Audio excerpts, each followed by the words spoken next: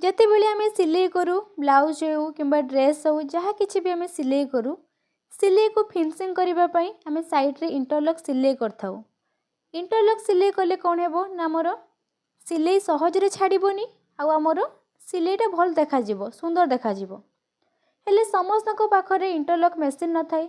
आज मु वीडियो माध्यम आपको शिखेबी जे इंटरलॉक मेसीन न थाई भी छुंची सूता को व्यवहार करिकी आमे केमती इंटरलॉक सिलाई करि परिबा आमर सिलाई को फिनिशिंग करि परिबा।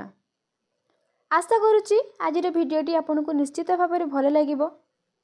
जदि आप नुआ करी मो चैनल को आसी एमतीका नुआ नुआ वीडियो देखापी सब्सक्राइब कर दिंतु। नमस्कार मु लिप्सिता लिप्सिता क्रिएशन एंड लाइफस्टाइल को आपन को स्वागत करुच्ची। आसतु एबे आमर वीडियो आरंभ करबा।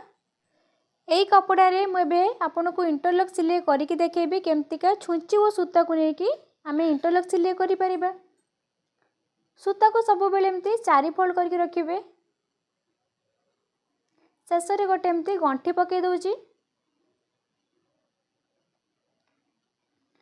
एबे आमे छुंची को ए जो बाहर तळ पटरू छुंची को आमे एमती तळ पटरू ऊपर को फड़ीबा।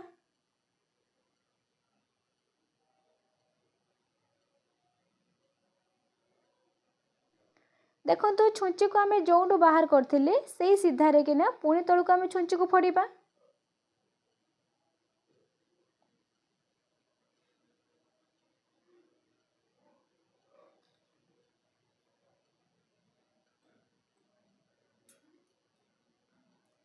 एबे ये जो सूताटी आमर अच्छी सूता को पूरा बाहर करें।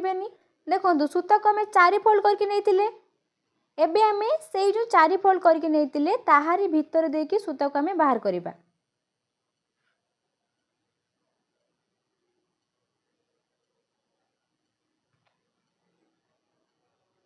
एबे पुणी थरे से सीधारू आम छुंची को तल को फड़ीबा पुणी आम 2 फोल्ड देके सूता को बाहर करवा।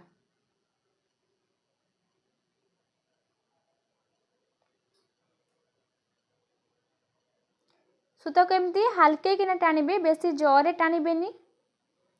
देखो सिलाईटा आपन को भल भाव में जना पड़ो बोली मुझे लाइन टे टाणी दूची जहाँफल आमको सही सीधारे सिलाई करने सुविधा हम।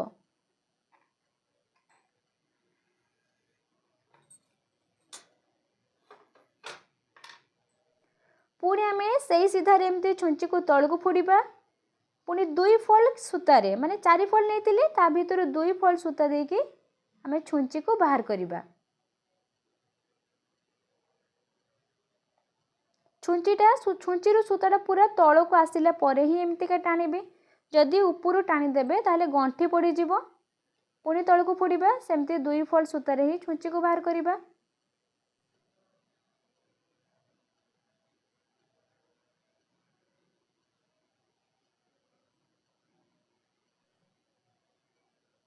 देखो से लाइन उपर ही मु छुंची को फोड़िली। जदि आप सीधारे न टाणिबे ताले हमर सिलाईटा एपट सेपट हो असुंदर देखा जिवो। आपण चाहिए एमतीका गार टाणिकी भी सिलाई करि परिबे।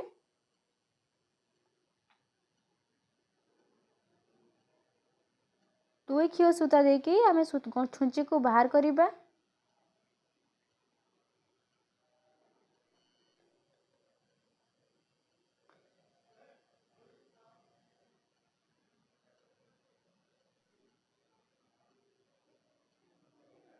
देखो सिलाईटा पूरा आमर इंटरलॉक सिलाई परीका ही पड़ी। आपन एमती छुंची सूता को व्यवहार करिकी सिलाई मशीन नथिले भी आपणकर ड्रेस किंबा आपन जहाँ किसी भी कटिंग करंतु ताको एमती फिनिशिंग करि परिबे।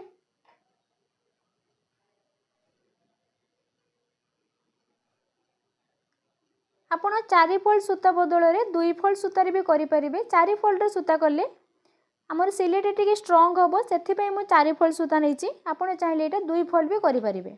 एबे आमे साइड रे एमती गोटे गंठी पकई दबा।